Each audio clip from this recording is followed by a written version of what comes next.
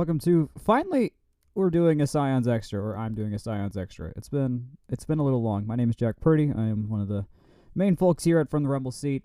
This is the annual preseason Michelle Collier interview.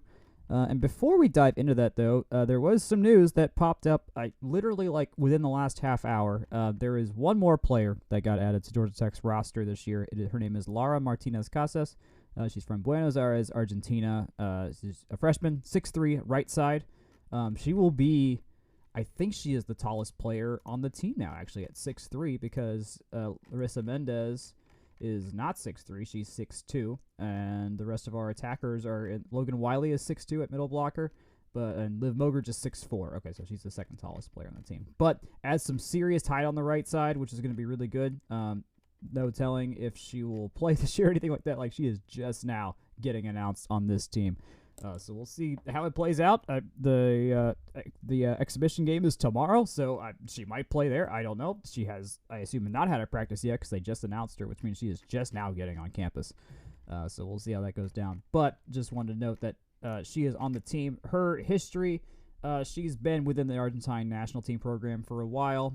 She, according to her profile on RamblingWreck.com, got a spot on the U18 national team when she was 15 back in 2022. And she has played in the top flight of Argentinian volleyball for her club, Ferro Carril Oeste. And they made a semifinal in the Buenos Aires Metro Championships. So she's had some, like many of the other recruits that Michelle Collier has pulled from South America, has some good club experience, has been around some good players. Of note, no interaction with Bianca Bertolino. I mean, both Argentinian, both Buenos Aires people, but or both Argentinian, but they have not come across each other on the national team or anything like that. And there is a pretty big age difference too here as well, considering Bianca's a senior and Lara is a freshman. So that adds another Argentinian to the roster. That rounds out the roster for this year. There is 4, 8, 12, 16, 18 players on the roster this year. We went into it on the preview pod earlier this week, but I mean, probably expect to see about 10 to 11 of those, I think, consistently play, but not all of them for sure, especially some of the freshmen who are just now getting here. So that's where we're at. Just on a note about the audio with Michelle, we were in one of their offices. The microphone setup wasn't perfect. If you just don't turn it up too loud, I think is the main thing. Michelle should come across just fine, but just maybe tinker with your settings once you actually get into it. So without further ado, let's go talk with Michelle Collier. I am finally back from Europe. I missed America. And I get to go back to one of my favorite places, Brian O'Keefe Gymnasium in the basement. Is that what do you call this room? Coach's Lounge. Coach's Lounge? Yeah, all right. that's nice. I see. Okay, I'm seeing the furniture, and yes, I can see how you lounge. Yes, a lot in here. This is our relaxing spot. Awesome. Well, with me, if you didn't recognize the voice, was Michelle Collier, the head coach of Georgia Tech Volleyball. Year 11, correct? Yes. Do you still get a buzz every time at this time of year right before the season, or is it like, have you done this enough times where it feels enough of the same? No, it's definitely never the same. So it's always fun to just kind of picture what this will look like, and kind of eager to get moving, and excited to have been back in the gym with the girls for a couple of days now, and then just kind of looking forward to building everything. You just start to kind of see all those small pieces and how they're all going to fit together, and I think that's one of the fun parts of the job it's really, even though it's a lot of the same people, it's still a very different journey that we're going to go into, so it's exciting. Yeah, I do want to ask before, since we last talked, a whole professional league has started and ended, and the Atlanta Vibe were of the best in that league.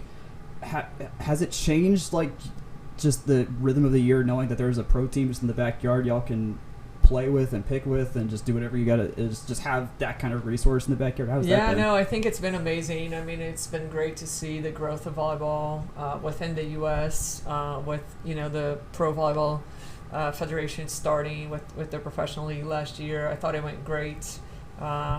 There were some great things, great attendance, great volleyball, and I think the players were very happy to be able to stay home and close to their family. Yeah. And so it really just created a different atmosphere for all those professional players to be able to play in U.S. soil and grow the game here.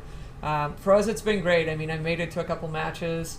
It's always good to learn. We had a lot of interaction with our coaching staff and just kind of talk volleyball, talk the future of volleyball within the country, and how we can collaborate and make sure that our community it's growing and we're moving forward with the game. And then there's a new league that it's coming up in January as well with Glove, and so we'll have 2 professional leagues going on and plus college, and so it's an exciting time, I think, here in Atlanta and in the community for volleyball, and we'll hope to continue to play our part in it. Yeah, the growth's got to be cool. I imagine, do you think this is changing the calculus for people that are about to graduate out of the college ranks to think about, like, hey, I might have an opportunity to play here instead of going to Europe? 'Cause I know with both, I know Julia's out in Turkey and a couple others that have gone out. Like, have you noticed that change anything in that, how players that might be able to keep playing post-college are thinking about that? Yeah, I think so. I think more players are kind of looking at that as an alternative, where maybe some of them would be a little more hesitant to go overseas and really try that lifestyle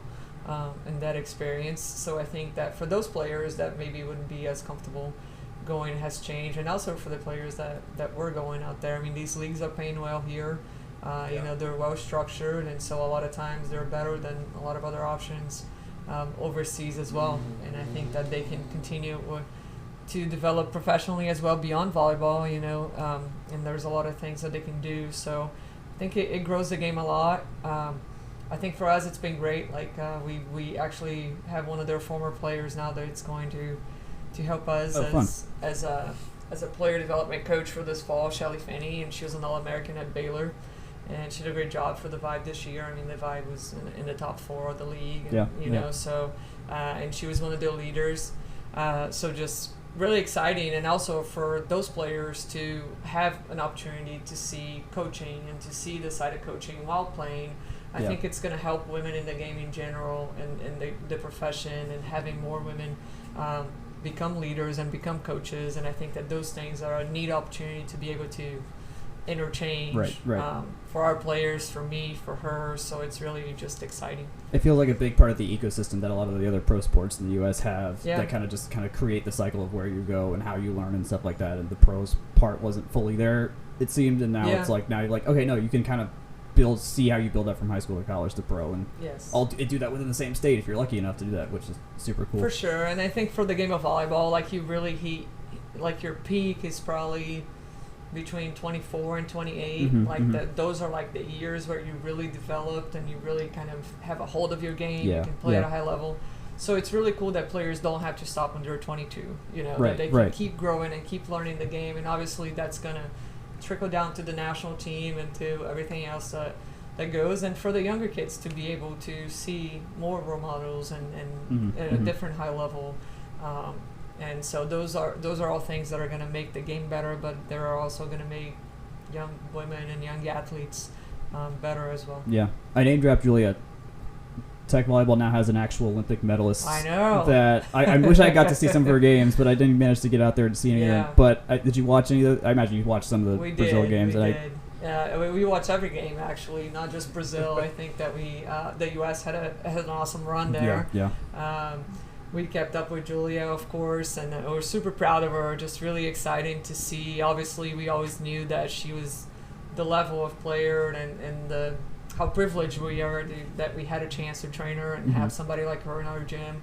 But really to see her carry forward and go through her, first professional season. We're able to visit her in Turkey in the spring and see how she was doing with that.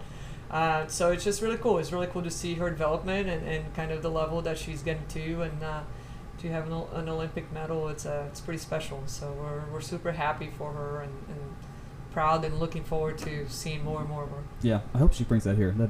She will. I'm sure she will. I'm sure. Well, I hope we'll get her back at some point. I do want to start talking about the actual team on hand now. I remember last year I asked, how do you replace Julia? Because it's like, you talk about a legend. This year it's a little bit of a different things to replace here between D'Amico being gone, Pimentel being gone, Mania being gone, Patterson being gone. There's a lot of different things you have to replace between leadership and actual functional, important positions on the floor that are, I would say, maybe less replaceable, considering there's only one setter and one libero usually out there. So how is it a different challenge to replace those positions on a year-to-year basis versus just replacing a hitter where you kind of sit 3 or 4 deep?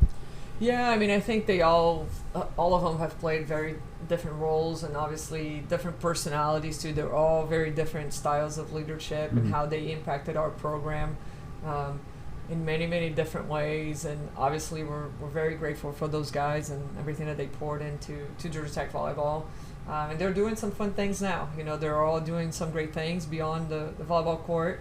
But now it's the job of the people that were coming behind them. I think that we have in the setting position, we got Elu and Luana and Ashlyn, who Elu and Ashlyn have been here for a while. They understand the system. They've learned from Bella. They understand the league. So they know what's expected. Luana is just very experienced, has always played a very big role in her previous school and won championships and played at a high level in Brazil too, and wants to continue to play at a high level. So I think we're in great hands with that position, and kind of the same thing with the libero position. Like Lauren did a great job this spring. Mm-hmm. We have a couple newcomers in that position as well. And I think Sophia has really played a big role in junior college, obviously different level. Right. And I'm sorry if I'm jumping into. You're actually going to the next question, so you're doing great. Perfect. You're doing great. There you go. So I mean, I think these kids have done a great job transitioning. They're doing a good job in training. I think we'll get to know more and more about their leadership style, what they're like in pressure situations. Like these things, we won't really know until they get in those situations and we learn about it. Obviously, we'll try to recreate them as much as possible in practice. But from there, we'll start to put the pieces together. And every player that leaves, it's pretty much irreplaceable. It's never the same one that's going to come around. And I think that's a little bit of the magic about our job, is that we just get to figure that out and see how we can help them be their best together. About Luana and Sophia, in my head, I think of Georgia Tech in like that top, like in that top tier of just all the teams in the country. And in other sports, the players that may not be getting full playing time at those top schools will just go to another top school where they know they can still get some playing time and transfer that way. But with Pimentel and Velez, you pull from junior college. With Luana, you're pulling from Rio Grande Valley. Not the places that I think someone would think, oh, obviously you would go look at these places and pull someone, but you're pulling from those places, and I know your international pool is wide as well. So when you're thinking about how you're going to recruit from the pre-existing player pool out there and transfer, how do you think about that? Where are you? Are you trying to look in places other people may not be looking, or how does that come about? No, not really. I mean, I think we're just trying to stay aware of the market. Who's coming. Obviously, we don't always know until they get to the portal and all that stuff. So I mean, we have to kind of act pretty fast, and I think also like our day-to-day is pretty fluid. So things happen, that where maybe 2 months ago we weren't looking at a setter, and then something happens, and now we have to find a setter or whatever position that is. Recruiting is super fluid, so we're always recruiting every position all the time, from everywhere, from junior college, from small school, big school, different parts of the country, different parts of the world. I think it is our job to stay aware of the players that are out there, and once we really feel like they fit our system and they've got the qualities as people, especially, it's something that we really try to be self-aware and find out as much information as possible to who we're bringing into our program, not only by how they play volleyball, but who they are and what else beyond the volleyball have they been able to impact around them. And these two guys have done a really good job at the places that they have been before, and they were leaders at those places, and they've done just that here. They've stepped in, and they've been doing great. Seems like a good idea. You can't get out of Tech without leading something. It seems to be our prerequisite. Want to talk about Logan, Myra, and Lydia. Logan, known about for a big time in Alpharetta, one of the higher ranked middle blockers in the country, and then you got Myra and Lydia. I know you play tighter rotations most of the time, and the freshmen may not get in as much, say for Eloise last year when the time called for it. But how do you? I know you don't bring anyone in that you don't think can contribute, though. So what did you see in them? You're like, okay, these players are going to have a shot here, and they're going to do well. Yeah, I mean, I think obviously these guys, they're going to continue to develop and grow, and how fast they get on the court, we'll see. It's on the people in front of them and on them as well. And then just trying to figure out what we need and how fast they're learning. I mean, Logan was here this spring, so she's been in the gym with us for a few months now.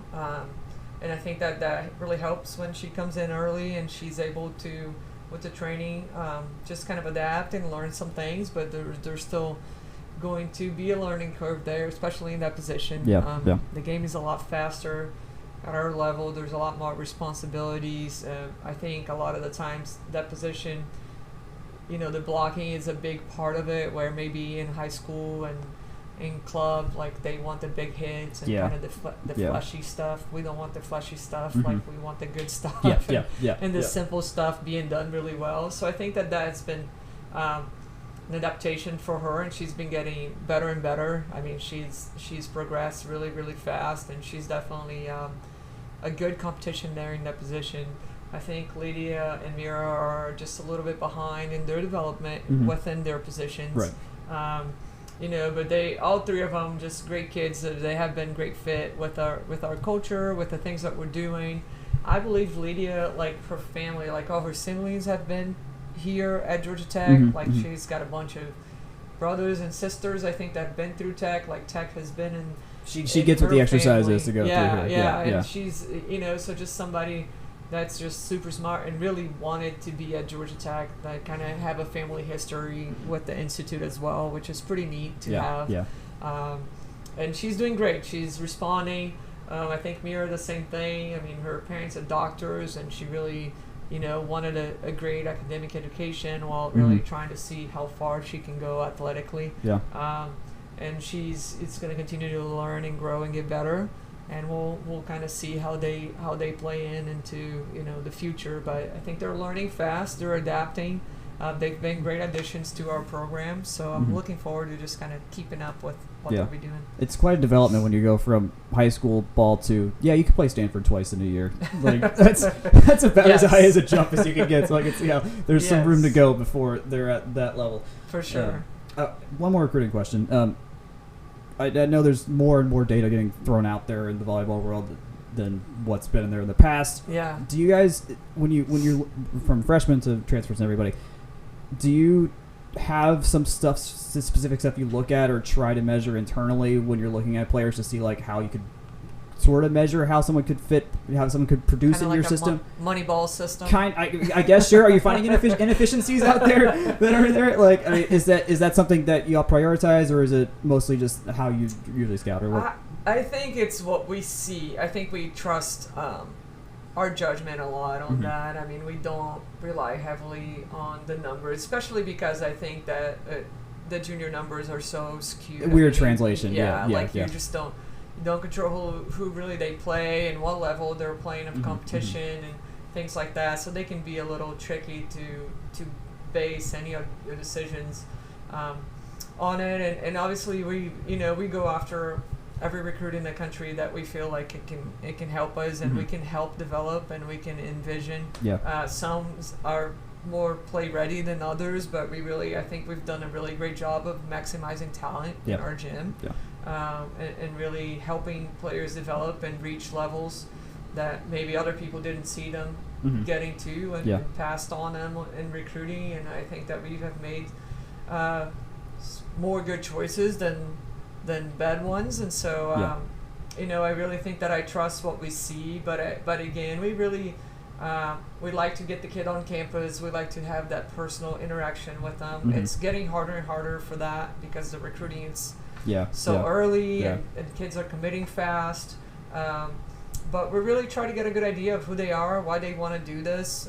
We let them know that it's really, really hard here, and if they're looking for a comfortable kind of experience, maybe Georgia Tech's not the place. But if they want something that's going to be lifelong lasting and it's really going to set their future up, we always call it a 40-year decision. Not a 4-year decision. I don't think there's any better place in the country than here. So I think that we can do volleyball at a very high level, and they can also maximize the time they're putting into this opportunity and get a great education. So we're just finding people that stuff sounds exciting for, and they want to be a part of it. And so we really try to get that feel like it's this something that you want to really be a part of, and we really try to scare them away a lot of times. And if they still want to say yes, then that's the people we want to start looking into it and paying more attention at tournaments. Then we kind of go into more details on who they have around them in that class, who we have coming back based on their strengths and weaknesses, Like, what are some of the things that right away they can help, long term we see them helping. Yeah. So it's a lot of conversations between our coaching staff and club coaches and high school coaches, and really just trying to get to know these kids and figure out what we can do to be the best for them. The money ball might be that you're just Georgia Tech, and that's the inherent advantage right there more than anything in the development y'all do. So, all right, let's talk about the actual games that are going to happen this year. It's a fun schedule. If you're starting with UCLA, a trip to Provo, you get Georgia again as always, a rematch against Florida, which top.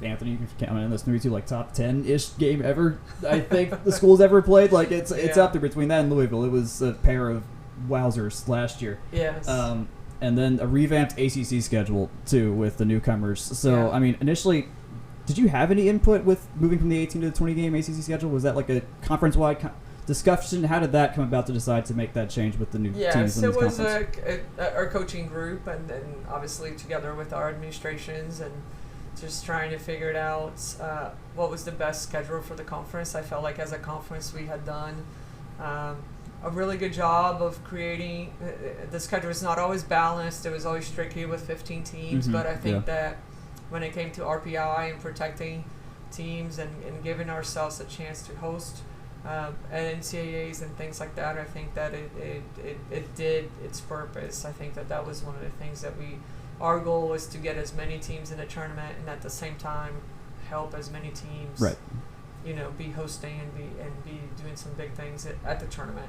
I felt like we have had teams in the Final Four for the past couple of years. It seems inevitable that one of some combos is going to be there. So we were doing a really good job with scheduling, and we didn't want to lose that. We didn't want to lose somewhat of that RPI piece, but obviously we had to play everybody, and that itself was 17 matches. So we debated between 22 and 20, and we just kind of felt like just for the health and, kind of managing the load on the teams, and hopefully a lot of our teams going into tournaments and playing beyond the first weekend, we really felt like 20 was a good number. It gives us a second match with our travel partner, and then 2 RPI-based matches, which would help protect kind of the RPIs of the teams that are in there. So I felt like it was a good compromise to get to that level. I feel like y'all are in such a unique situation of replacing a Louisville game with 2 Stanford games, which is just like I don't know. Yeah, very few are. There's a lot of conference shifting and all that, but that's like still a very specific kind of hand to be dealt on a national scale. Because that is, in the end, the number of ranked unranked matchups y'all are going to get is not going to be insignificant, especially at the end of the year with Penn and Stanford finishing the deal. For sure, and I think we earned that. I think that we earned that schedule.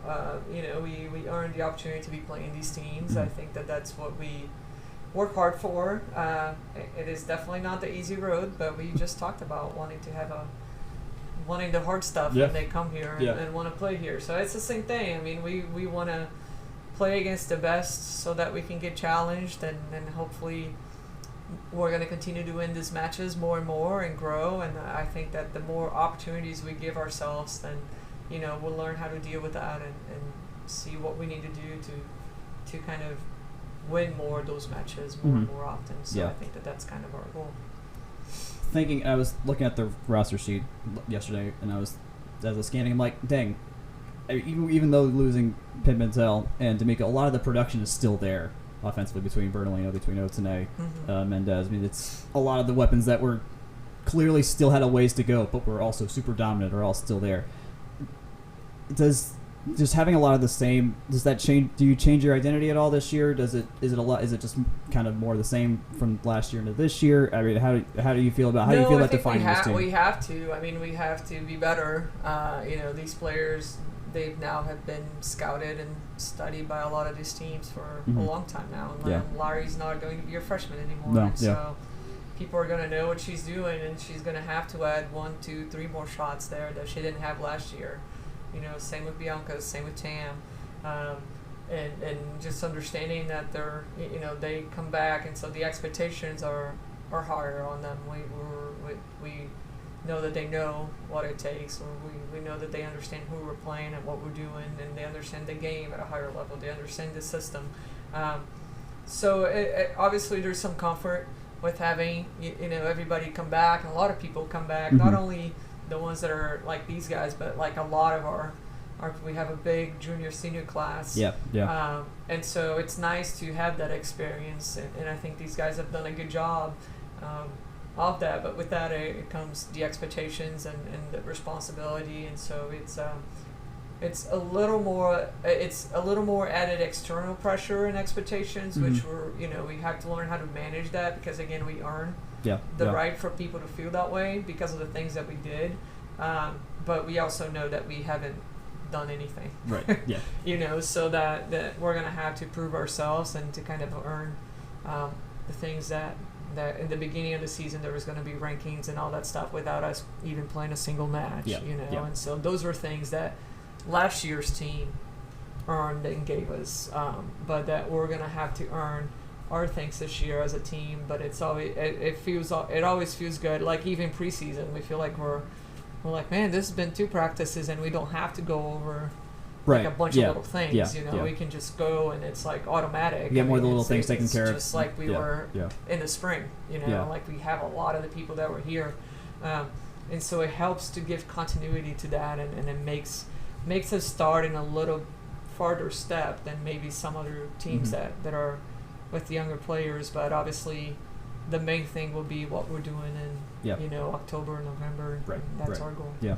Inter-squad game on Saturday. Is there anyone you expect that may surprise us that we may have not seen just play as much because of last year? We'll see. We'll see. Tell me. No. We'll see. Okay.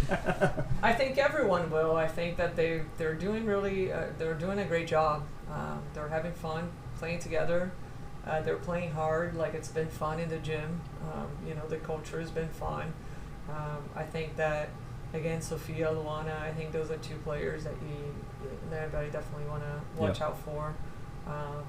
That have already made a big impact for us, and so it's just exciting. And it'll be good. I always enjoy the Golden White because I think it's a time to put them in some situations that we don't always get a chance to do it, and so it's fun to be able to do that. Awesome. Yeah. Well, I hope y'all don't play the number 1 seed in the 3rd round again this year. Hopefully it's a little bit better draw and that. Yeah. Hey, if we get ourselves back there, I don't care who we play. That's We true. gotta keep going back. But but we're excited. We're looking forward to the year. We got a great group coming up, so we're excited to get everybody back at O'Keefe. Awesome. Thanks, Michelle. Thank you.